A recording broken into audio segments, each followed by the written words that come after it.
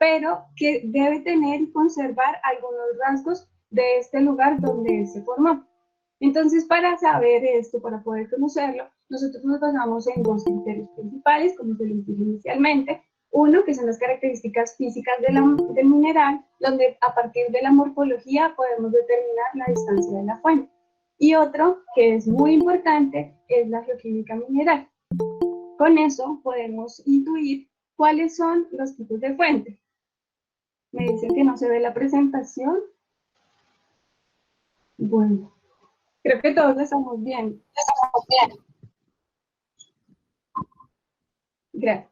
Ok, entonces, bueno, acá vemos entonces una quebrada donde hacen explotación de oro de esta llanura de inundación por medio de estos canalones.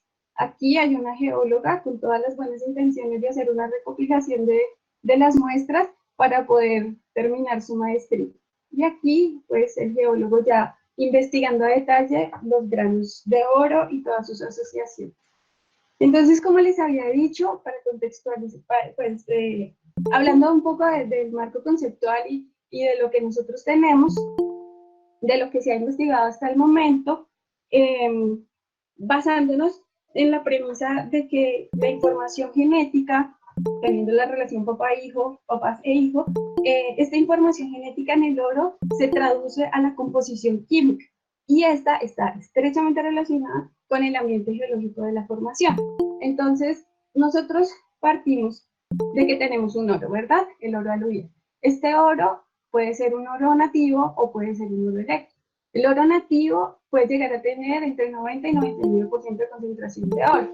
Y el oro electrum puede tener entre 75 y 80% de oro y otros elementos menores. Estos otros elementos menores están constituidos por plata, por cobre y eventualmente por mercurio. Este mercurio es muy importante porque, como ustedes saben, en el beneficio del oro muchas veces se utiliza el mercurio, se utiliza la amalgamación, y es importante tener en cuenta esa diferencia entre ese oro de amalgamación, ese mercurio de amalgamación y el mercurio autigénico de este granador. Además, estos elementos mayores y estos elementos menores pueden constituir el 99.9%, pero hay un 0,01% de elementos adicionales, que son los elementos traza, que pueden estar incluidos en este oro. Entonces, esos elementos traza son principalmente lo que a nosotros nos va a permitir identificar, si lo comparamos con una cadena de ADN, cuál es la fuente. Esa es la estrecha relación que él va a conservar a pesar de la distancia, a pesar del transporte que este granito que haya tenido. Y esto no es algo nuevo y algo que nosotros no hayamos escuchado o no hayamos intuido antes, porque nomás en la exploración nosotros hemos escuchado mucho sobre los Pathfinder. Estos Pathfinder efectivamente son rasgos químicos que nos permiten caracterizar un tipo de depósito.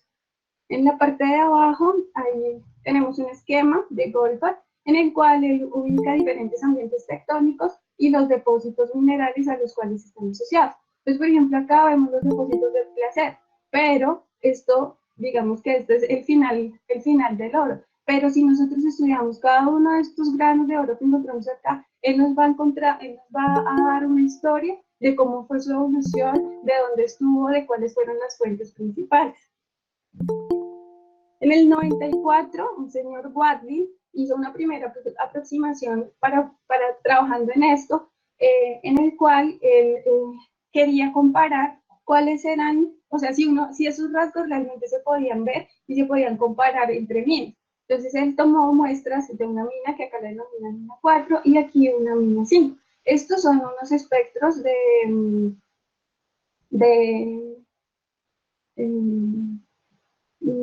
espectrometría de masas, perdón. Entonces, esta es una relación carga-masa con respecto a unas cuentas por segundo que se hicieron. Entonces, acá tenemos el espectro completo y aquí a detalle encontramos que hay unos picos en antimonio, unos picos en talio, en bismuto, en mercurio y el plomo. Que si lo comparamos con la mina 5, podemos ver que en esta parte de abajo no se presenta este antimonio, no se observa claramente el mercurio. El talio posiblemente está en mayor concentración y el bismuto no se ve y el plomo sí. Entonces, en este tipo de rasgos ya podemos ver que efectivamente hay una diferencia de mina a mina. Y esto es muy importante para nuestro trabajo.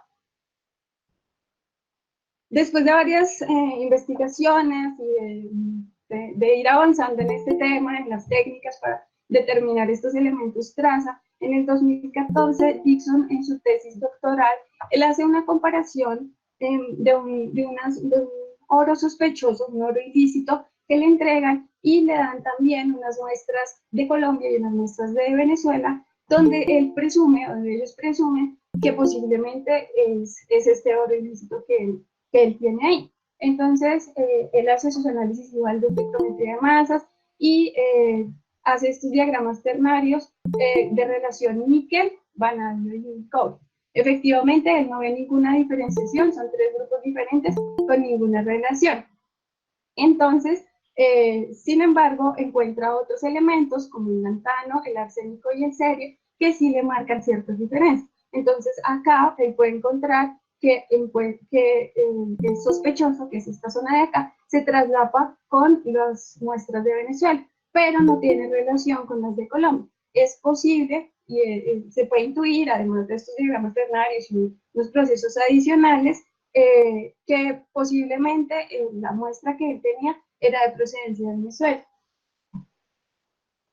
Bueno, entonces entrando un poco en el tema principal, digamos, de mi tesis en este momento, es determinar cuáles son las asociaciones mineralógicas del oro aluvial y la relación geoquímica que ellos tienen con las mineralizaciones. Partimos entonces del principio que debemos caracterizar y tener muy claro cuáles son las asociaciones mineralógicas del oro de beta y tener muy claro también los concentrados de Señorita, disculpe, no se puede ver la presentación. Disculpe, señorita, no se puede lograr a ver la presentación. Creo que varios tenemos. Sí, no se puede ver, solo audio nada más. Por favor, chicos, mira, ustedes tienen que entrar a las personas que están conectadas. Buscan a Daisy Alejandra Cuña. Ella está 2 veces. La primera que aparece, Daisy Alejandra Cuña, le dan clic en fijar a la pantalla. La presentación. Pero la D y sale la presentación. ¿Ya pueden ver? Ya se puede ver. Ya se puede ver. Ok. Gracias. Voy a continuar, gracias. Ok, entonces les decía que es importante entonces tener muy claras cuáles son las asociaciones mineralógicas del oro en la beta y cómo se encuentra el concentrado y la composición que tiene del concentrado. Además, es importante conocer la composición del oro de las betas y del oro aluvial y poder definir la relación y el origen y las estrechas relaciones que tienen el uno con el otro y las diferencias también son muy importantes. Algo muy chévere que me gustó mucho de este trabajo y que es uno de los objetivos específicos que tenemos es poder reconocer cuáles son las variables que controlan los elementos traza, llamados estos los minerales en los que se encuentra hospedado el oro, el fluido con el cual ha sido transportado, la roca encajante. Entonces esto es uno de los objetivos más importantes, considero yo. Bueno, entonces hablando un poco de la metodología del trabajo que estoy haciendo, nosotros hicimos unas visitas a un distrito aurífero a la cual tomamos muestras de beta y muestras de roca caja. A las venas, entonces se les va a hacer petrografía, análisis de isótopos, geoquímica, análisis complementarios como microtermometría, y estos dos que son los más importantes, como ya les he venido tratando y hablando de este tema, que es la microsonda, el cual me va a determinar elementos mayores y elementos menores, y la espectroscopía de masa, que me va a determinar elementos traza e isótopos. Y la roca caja, vamos a hacer una petrografía y análisis geoquímico. Por otra parte, para las muestras de concentrados, entonces tenemos el concentrado como tal, que me va a determinar la asociación mineral que tiene este oro, y el oro al cual se le van a realizar exactamente los mismos análisis. Análisis de microsonda y análisis de espectrometría de masas. Esto es muy importante, ¿por qué? Porque voy a poder comparar entonces el oro aluvial con el oro de la beta. Este es un modelo de la cuenca que yo trabajé en el pregrado, La idea en ese momento, como les dije, era evaluar un poco cómo era ese proceso exploratorio que se hacía o que se hace aún, pues para exploración, ¿no? De oro. Entonces, ¿qué se tomó? Primero tuvimos una cuenca de primer orden, la cual acá encontramos alturas desde 1800 y las partes más altas hasta 3000 metros. Esta parte podemos ver. Y es muy importante para el análisis, para poder tener en cuenta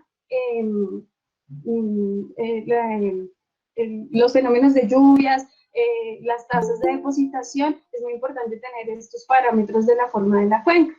Entonces, este trabajo se basó mucho en un trabajo que hizo Townley en el 2003, creo, y él lo que hizo fue caracterizar una cuenca por medio de la distancia y la química mineral. Entonces nosotros tratamos como de hacer una comparación de lo que él hizo y un muestreo sistemático con respecto a unas tablas que más adelante les voy a explicar. Entonces nosotros en esta cuenca encontramos acá una mineralización y a partir de esta mineralización empezamos a tomar diferentes muestras de concentración de batería. La primera vez que se tomó en el lecho del río, lo más cercano a la fuente, que fue más o menos unos 50 metros de la fuente. A partir de esta, entonces sistemáticamente tomamos una muestra a 200 metros, a 350, a 500 y a 1 kilómetro, para poder diferenciar y poder comparar morfologías y química en cada uno de estos puntos. Actualmente, entonces, me encuentro trabajando dos cuencas. Esta cuenca es una cuenca principal en la cual en la parte alta encontramos algunas mineralizaciones. Los puntos azules es donde encontramos las muestras que yo tomé y en esta parte se encuentran concentradas varias mineralizaciones que cortan varias vetas. Estas vetas pues están encajadas en este tipo de rocas, canalitas, nodalitas, tobacher y metasedimentitas. Se encuentran a lo largo de toda esta montaña y van cortando las diferentes vetas, como ya les mencioné. Este es otro caso en el cual, en otro sector, en el cual tenemos acá una cuenca de segundo y una cuenca de tercer grado. Acá las mineralizaciones se encuentran en esta parte superior y pues aportan hacia esta parte y encontramos aquí hacia la última muestra otras mineralizaciones. Entonces, la idea es poder comparar este oro que yo encuentro acá y correlacionarlo con las diferentes mineralizaciones que yo encuentro también, que pues que ya se muestrearon y se caracterizan en este sector. Algo para resaltar acá y que puede ser un comparativo muy definitivo para mi trabajo es que acá, además de presentarse tonelitas, protagonitas y arenitas, hay lutitas negras y acá la configuración va a cambiar y va a tener una relación estrecha de acuerdo a estas lutitas. Los elementos se movilizan de manera diferente en este tipo de rocas. Entonces, las betas es muy importante tener claro cuál ha sido su secuencia paragenética, porque para poder comparar el oro yo tengo que conocer muy bien la mineralización. Esta fue una secuencia general que yo desarrollé para el trabajo que hice en el pregrado. Acá podemos encontrar dos pulsos mineralizantes, un oro 1, el cual se encontraba intersticial libre en cuarzo, y encontrábamos otro oro, el cual se encontraba influido o rellenando fracturas de pirrotina y de esfalerita. Como yo les comento, para nosotros el oro es lo más importante, entonces se hace una fotografía muy específica de este oro. Entonces vemos acá que hay un oro rellenando una esfalerita, el cual es alargado, el cual tiene formas irregulares, anguloso.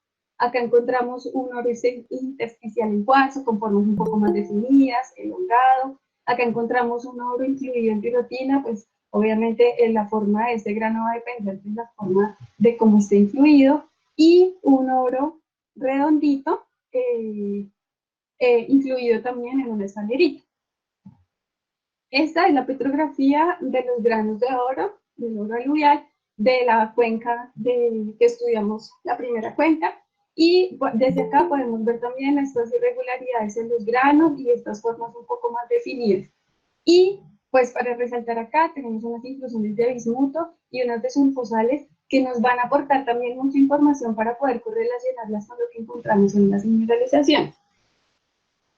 Bueno, hablando sobre las características morfológicas, como ya les había dicho, Townley él hizo este diagrama de discriminación a partir de parámetros de forma, contorno, superficie, huella y minerales asociados. Él generó tres rangos diferentes de distancia para las diferentes morfologías. Tenemos un rango de 0 a 50, de 50 a 300 y más de 300 metros, en el cual encontramos que a distancias más cercanas las formas son más irregulares, los contornos no son definidos, la superficie es rugosa y los minerales asociados se preservan más. Hay minerales como cuarzo, óxidos de hierro, seguramente de los sulfuros con el que venía acompañado. Y a medida que él se aleja, pues vamos a perder estas formas angulosos, entonces ya va a ser más regular, unos contornos más definidos, unas superficies planas, lisas, y estos acompañamientos esos minerales asociados se van a ir perdiendo a medida que se transporta. Hay una relación matemática que se tiene muy en cuenta este autor, que se llama el índice de aplanamiento, el cual es una relación de la masa con respecto al transporte que tiene en un sistema fluvial una partícula, pues una partícula de oro, en el cual en una distancia más cercana el índice de aplanamiento es menor y a medida que avanza aumenta el índice de aplanamiento. Esto es una relación de la longitud más el ancho sobre 2 veces el espesor del grano de oro o la partícula que estamos analizando.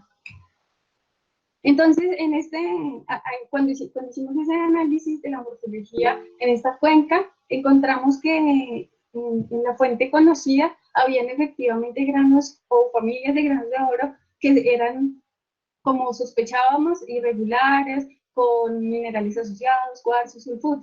Pero además también encontramos partículas más definidas, planas, y que a medida que íbamos avanzando, pues encontrábamos familias diferentes. Por ejemplo, a 300 granos encontramos unos con unos sistemas cristalinos perfectos, encontramos otros aplanados, algunos ya tienen curvaturas, doblamientos, pliegues. Entonces, eso era interesante entender por qué entonces tenemos estas morfologías cuando ya hay un estudio que dice que el transporte y la morfología están estrechamente relacionados. Ahora, lo más curioso es que cuando llegamos a la muestra de 1 kilómetro, resulta que vuelven a tener morfologías irregulares y asociaciones con otros minerales. Entonces, esto es muy importante tenerlo en cuenta. Frente a la química mineral, en ese momento lo que hicimos fue análisis de microzona y a partir de este diagrama ternario de datos composicionales, que también es propuesto por Townley, en el cual referencian el oro, la plata por 10 y el cobre por 100. Y él tiene estas diferentes zonas en el cual discrimina composiciones para estos tres diferentes depósitos. Tenemos el depósito pórfido de cobre rico en oro, otra zona, un depósito pórfido rico en oro y un depósito epitermal. Cuando nosotros ploteamos todas las muestras, tanto de concentrados como de la roca caja, todos entraron entre el espacio del depósito epitermal. Y pues realmente no, digamos que no es sorpresa, porque por el ambiente en el que estábamos, la asociación mineral y algunos análisis adicionales que se tuvieron en ese momento, pues efectivamente podíamos tener un depósito epitermal sin ningún problema. Además, con estos mismos datos composicionales, nosotros hicimos este diagrama de pureza con respecto a las distancias, donde vemos que los triangulitos, los rombitos, son las muestras de granos. Entonces aquí vemos las distancias, a 1 kilómetro, a 500 metros, a 350, a 200 y lo más cercano a la fuente. Y efectivamente, pues en el punto 0 encontramos las mineralizaciones. Al analizarlo, encontramos tres rangos diferentes de pureza, uno entre 700 y 750, otro entre 750 y 800 y otro entre 800 y 900. Efectivamente, como yo les dije cuando les mostré la secuencia para genética, nosotros tenemos dos puntos mineralizantes que los podemos ver muy bien detallados en estos dos rangos y que son comparables con los granos de oro acá. Pero además tenemos una fuente acá, un rango adicional que hay que pensar, bueno, ¿qué pasa? Entonces estos granos adicionales, ¿de dónde vienen? ¿Con qué no los estoy relacionando? Además, este diagrama, esta relación, este triángulo este diagrama en el cual se relaciona oro y plata solo de la roca fuente. Y efectivamente podemos ver que tenemos los dos pulsos mineralizantes acá referenciados. unos con menor proporción de oro con respecto a la plata y uno con mayor proporción de oro con respecto a la plata. Otro asunto también que le ocurre al oro por efecto del transporte es la deflexión de la plata, en el cual a medida que él se va transportando va perdiendo estos elementos asociados y por algún efecto, hacia los bordes se va perdiendo la plata y pues se puede pensar que es un enriquecimiento del oro, pues efectivamente es la misma composición, solo que el porcentaje de plata ha bajado. Y últimamente he leído muchos artículos que hablan sobre una producción bacteriana que lo que hace es enriquecerse con algunos elementos y es la razón por la cual, digamos, en este caso puede ser la razón por la que hacia los bordes haya una deflexión de la plata. De las últimas cosas que se hizo con con este primer trabajo, fue con los elementos traza, plotearlos en este diagrama ternario con relación al teluro, bismuto y selenio, en el cual efectivamente vemos una zona con tendencia en el selenio que nos permite tener una claridad que efectivamente estas muestras que recolectamos sí pueden estar asociadas a esta mineralización que encontramos. Bueno, finalmente, las conclusiones previas de este trabajo es que dentro de los concentrados podemos ver que a medida que la distancia avanza, la proporción del concentrado y del mineral que se asocia, pues se va perdiendo y ya lo único que vamos a encontrar son como óxidos y molitas y minerales por ese estilo. Acerca de la morfología, es evidente que sí podemos comparar el oro de las vetas con el oro aluvial, pero hay que tener en cuenta primero que dentro de las vetas ya tenemos diferentes morfologías de oro. Dos, y esto es muy bueno para la exploración, y es que posiblemente no solamente la mina que yo encontré sea la fuente de estos granos, sino que aguas más arriba o en el trayecto en el que se mostró hayan otras vetas que pues yo no las vi, simplemente estaban ahí. Y también hay que tener en cuenta pues los factores antrópicos. Frente a la química mineral, efectivamente es evidente los cambios composicionales que se dan por el transporte, pero igualmente hay que tener en cuenta que pueden haber fuentes diferentes y que pueden haber diferentes cursos de mineralización. Bueno, pues a mí me gustaría en este momento contarles las conclusiones del trabajo de la tesis, pero pues esto, como se dan cuenta, todavía le falta mucho trabajo, todavía estamos en investigación, en la certificación, en los análisis químicos. Espero pues pronto poderles contar en qué termina esta historia. Les agradezco por la atención.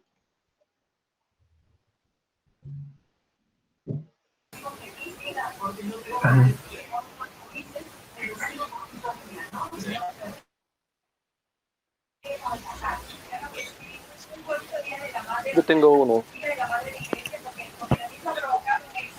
Hola, ¿cómo estás? Sí, bueno. En la parte del diagrama de discriminación ternario de oro, plata, cobre, ¿ploteaste la ropa caja? ¿Cómo ploteaste la ropa caja? ¿Por química total de ropa? ¿Y por qué plotearla en ese diagrama? ¿Te refieres a la presentación? En este caso no presento. ¿Qué ruido de fondo? ¿Te refieres a este triángulo? Sí, sí, señora.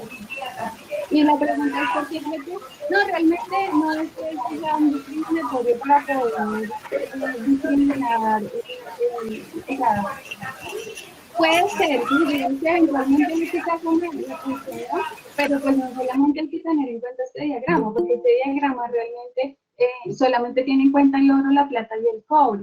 Entonces, en una exploración, meter la roca caja en un diagrama así, pues realmente es un poco osado.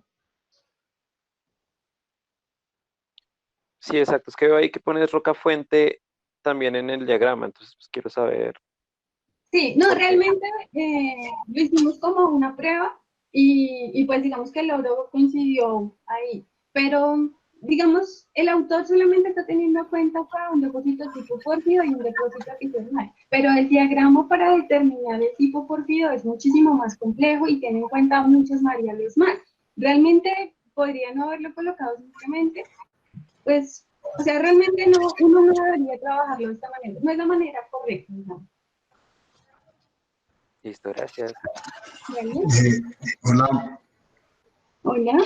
yo tengo una pregunta, Sebastián Álvarez. Hablábamos al principio, Daisy, me corriges por favor si no es así, de que digamos hay como dos set de variables claves ahí como para poder relacionar el origen del oro aluvial con una mineralización. Entonces estamos Sí. hablando de la caracterización del mineral desde la morfología y la distancia, ¿cierto? Y de la geoquímica del mineral en términos pues de la composición y el tipo de fuente, donde jugaba pues como un papel muy importante lo que era la espectroscopía de masas, ¿cierto?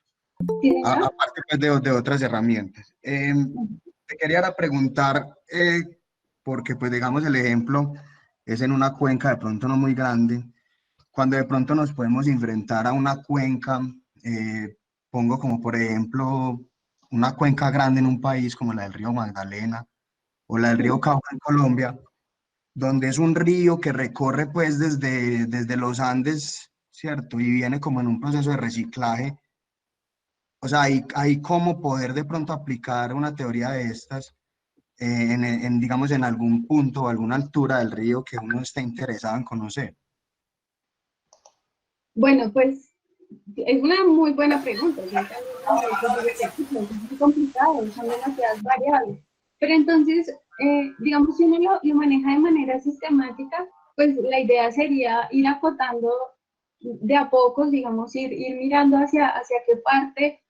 Si uno supiera de dónde es todo el oro que uno tiene, si uno tiene una firma o tiene una composición de un grano de oro, uno podría compararlo con uno u otro sector, o de pronto no compararlo, pero por lo menos descartar, ok, si tengo, no sé, una composición de bismuto, posiblemente esto sea de marmato, porque marmato tiene una firma muy parecida acá, entonces yo lo puedo comparar y empezar a mirar cómo sistemáticamente funciona. Obviamente, si yo tengo un grano de oro del Magdalena, puede ser de todo lo que ha lavado. Y ahí el barequeo es impresionante. Y la forma como lo extraen también va a cambiar un montón. Pero entonces, eso por una parte sería, si uno parte desde el contrario, tener todas las firmas y conocer toda la composición del oro de Colombia. Si uno tiene una muestra, uno podría compararlo y decir, ok, no sé de dónde es, pero le puedo decir que de tal parte o de tal parte no es, porque la firma no me da, no se parece. Lo otro también que hay que tener en cuenta son los depósitos, o sea, en una columna, no sé, si ese oro que yo estoy buscando está muy bajo a 100 metros, pues ahí hay unas diferencias en las que, no sé, el río ha corrido por ese lado y ya ahora va corriendo por otro lado. Esos periodos de depositación, tiempos de lluvias también hay que tenerlos en cuenta. Pues hay que estudiar muchísimos factores para poder decir, para poder acercarse a la fuente de esto. Pues en este caso, digamos, en una cuenca tan grande. De acuerdo, es como un poquito lo que quería pues como poner ahí, quería ver cómo de pronto se podría abordar, era como eso, Daisy, muchas gracias. Bueno, vale, gracias a ti. Buenas tardes. Buenas tardes. Mi nombre es Luis Segura, de la Universidad Nacional C de Medellín. Daisy, yo Hola. tengo una pregunta. Cuando uno le manda a hacer esos exámenes en el SEM a, a esos granos de oro, esa tercera dimensión no la bota directamente el SEM, sino que se ayuda de un software como un tipo de rugosidad, ¿es correcto? O, Eh, o cómo obtienen ustedes esa tercera variable que es el espesor del grano de oro. yo te voy a decir, eso es muy difícil, pero realmente no se hace con el SEM. Inicialmente, digamos, dentro del proceso para obtener los granos de oro, eso es prácticamente manual. Y la forma, o sea, yo lo tomo con una lupa estereoscópica y en un programa pues, en el que uno toma fotos y le da la medida. Igual lo importante aquí es la relación. Es decir, que si tú mediste el ancho y el largo con un equipo, puedas medir el espesor con la misma herramienta. Entonces yo lo que hago es coger el granito, mirar el granito, tomarle la foto y medirlo. O sea, yo estoy segura que ese es el espesor, pero toca a mano. Ya, y yo tengo, por ejemplo, algunos artículos que son de Johnson y Chilo, y ellos dicen que podemos determinar la distancia de oro cuando este supera kilómetro. Se atreven, de hecho, a dar curvas hasta los 70 kilómetros de distancia. Yo no sé si de pronto tú has averiguado acerca de esos artículos y si es así, ¿qué tan confiables crees que puedan ser a la hora de aplicarlos? Pues la verdad, no los he leído, pues primero porque no, digamos que pienso que puede ser un poco especulativo, también depende un poco de la estadística que ellos estén manejando. Habría que evaluarlo, pero si soy sincera, no, pues no lo he hecho y además porque tampoco, o sea, no ha sido mi objeto analizar distancias más largas. Sin embargo, sería interesante poder ver pues cuál es la variable que ellos toman para poder determinarlo. Vale, y una última pregunta. Aquellos granos que te están dando, por ejemplo, de 500 metros a 1 kilómetro y que afirmas que la rugosidad vuelve y la rugosidad no, sino la irregularidad de los contornos de la partícula vuelve y aumenta, esos 500 a 1 kilómetro son inferidos solamente con el índice de Caylutz o digamos, los mediste a partir de otra variable. Bueno, pues el índice de aplanamiento realmente en este caso, pues me afecta son los tamaños, sí, las dimensiones más, no digamos, las formas, ¿sí? Lo que pasa acá y lo que yo creo que ocurrió ahí es que tal vez uno, como hay tanto varequeo en ese sector, es posible que no ha sido transportado efectivamente por el transporte natural, por un efecto mecánico, sino que simplemente fue transportada, no sé, en una montaña de la mina y la botaron allá. O puede ser también que cerca a ese lugar donde yo tomé las muestras haya una beta y yo no la haya visto. Por eso es importante hacer un buen muestreo, perdón. Bueno, muchas gracias. ¿Vale?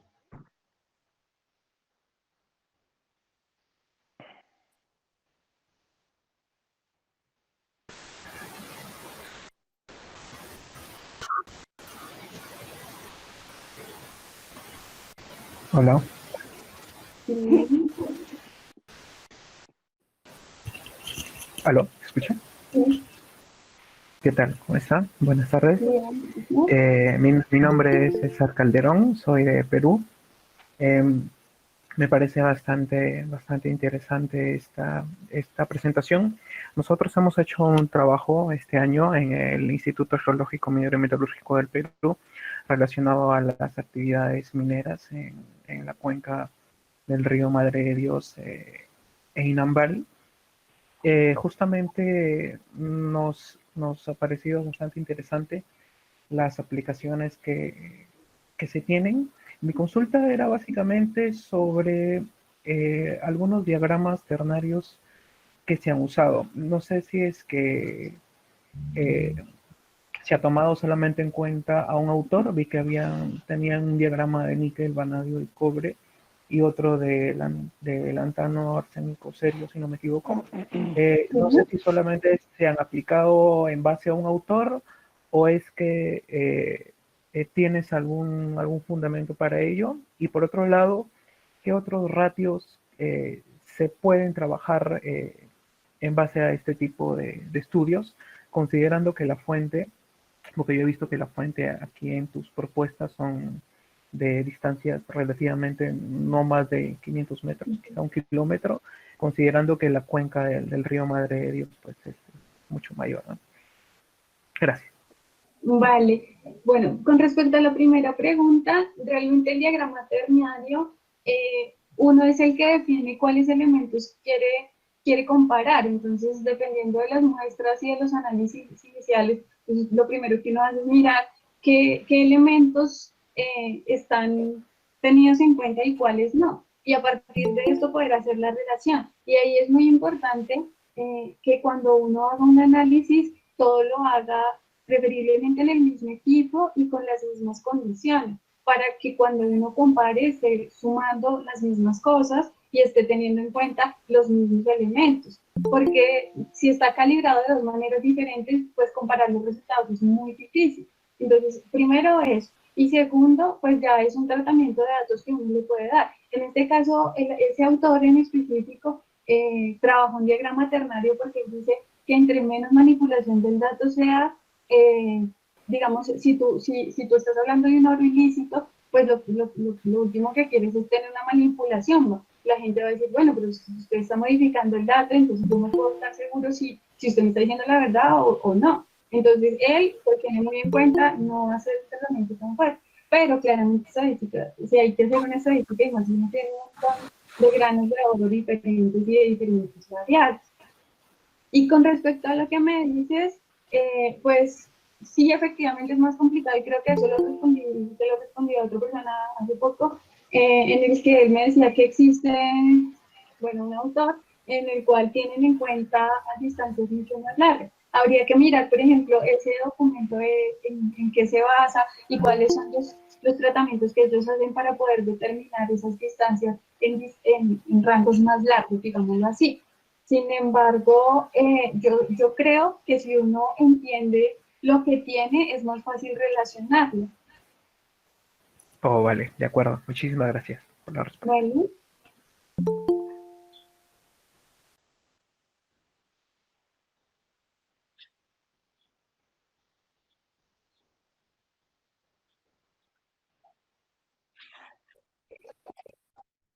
Buenas tardes, me gustaría hacer una pregunta. Sí, señor. Buenas tardes, Daisy. Yo soy Heiner Cabrera, geólogo de la Universidad Nacional en Bogotá. Pues resulta que me parece muy interesante este trabajo. Yo estoy arrancando mi maestría también y es un tema creo que muy parecido al tuyo. Entonces, pues como a petición me gustaría saber si me puedes regalar tu correo de pronto para estar en contacto y hacerte varias preguntitas más. Y una pregunta corta que tengo es, ¿cuál crees tú que es como la distancia efectiva eh, para hacer estos análisis, sobre todo morfológicos, por ejemplo, la distancia desde la fuente? Teniendo en cuenta que yo, por ejemplo, pues pienso trabajar en el río Caquetá. Entonces, las distancias a las que se encuentra el oro aluvial de la fuente, de la posible fuente, según la bibliografía, pues son varios kilómetros. Entonces, ¿cuál distancia crees tú que es la efectiva para hacer estos análisis?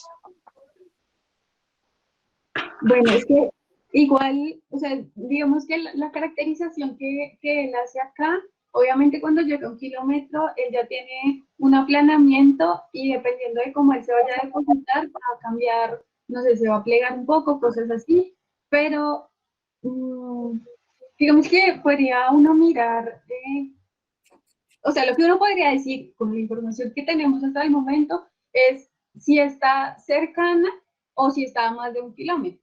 Entonces, a 1 kilómetro de radio, bueno, ya hay que mirar otras condiciones de depositación. Yo revisé hace poco unas muestras del Caquetá y todas eran súper aplanadas y eran granos grandísimos, eran súper bonitos esos granos. Entonces, pues digamos que los alcancé a analizar, pero no tengo los datos químicos de esas muestras.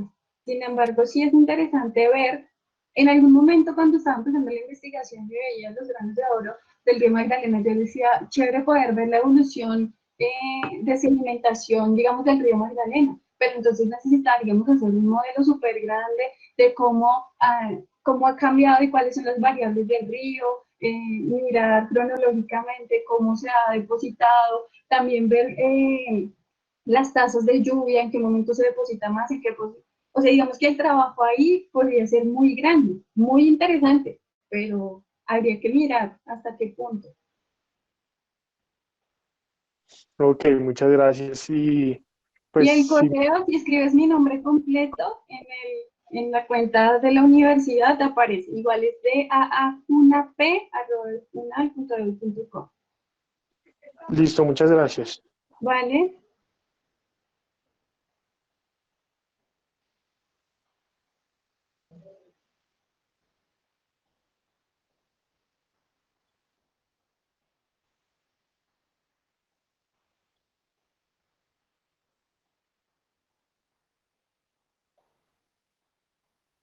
Ok, ya estoy leyendo. Bueno, acá Franklin dice, quiero preguntar si el número de muestras tomadas en este caso, 5 son representativas para el estudio y si tomamos algunas contramuestras para comprobar la exactitud de los resultados obtenidos.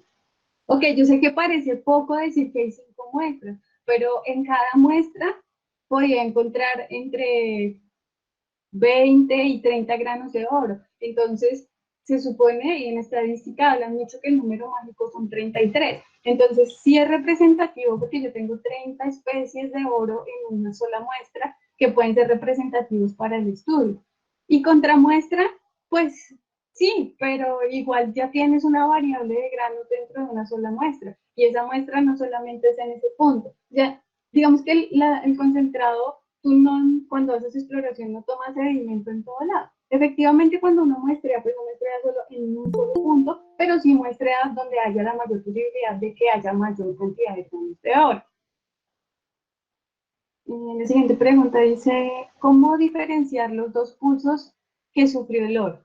En la secuencia paragenética es súper importante determinar estas diferencias de cómo se depositan y cómo se diferencian. Esto es, pues, hay unos diagramas de clasificación para diferenciar las secuencias paragenéticas. No sé si las conozcas o de pronto quieras que te explique un poco de lo que sería la petrografía de Mena.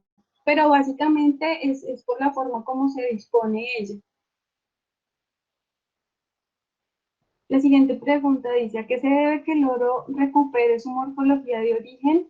Ok, esa pregunta ya me la hicieron y básicamente no es que él recuperó la morfología, sino que posiblemente el origen de estos granos no sea el mismo de los granos que se encontraron a una distancia cercana de la fuente que yo muestré, es la fuente que yo creí que era, pero no necesariamente tiene que ser la fuente, la única fuente. Jairo pregunta, para una misma fuente beta o diseminación, más allá de 1 kilómetro, ¿ya no habría oro aluvial? Claro, sí, o sea, si está depositado es oro aluvial, ya se desprendió de su beta y ya se ha transportado, porque entonces sí es un oro aluvial. Bueno, hay otra pregunta.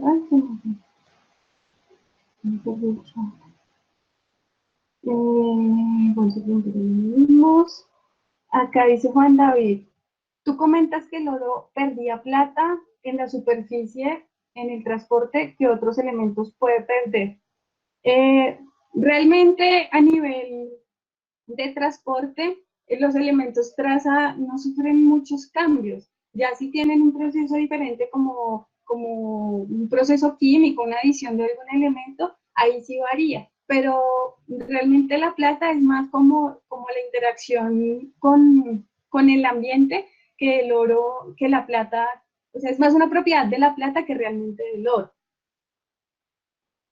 Y la última pregunta que aparece acá, Francisco pregunta, ¿la porosidad de las partículas es importante para características morfológicas? Pues mira que el oro muy pocas veces lo he visto poroso. O no sé exactamente a qué te refieres con porosidad, pero si te refieres a que esté con cavidades, esta es una característica normal de los granos. Yo creo que desde la beta viene así, viene de esta forma. Y si afecta en la composición, simplemente pues es un grano irregular y que a medida que él se transporta, pues va perdiendo esa rugosidad y se va aplanando. Digamos que el ambiente lo va trabajando. Juan dice, se realizó análisis químico de ensayos en fuego para determinar sus tenores. Para las primeras muestras no se analizó porque el tamaño de los granos de oro acá son muy pequeños, no pasan las 50 micras. Entonces, si hacía ensayos en fuego perdía el grano y pues necesitaba analizarlo para otras cosas. Ok.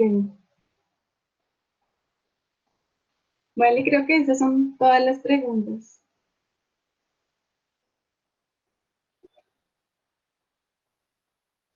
Ah, claro que sí, aquí lo tengo.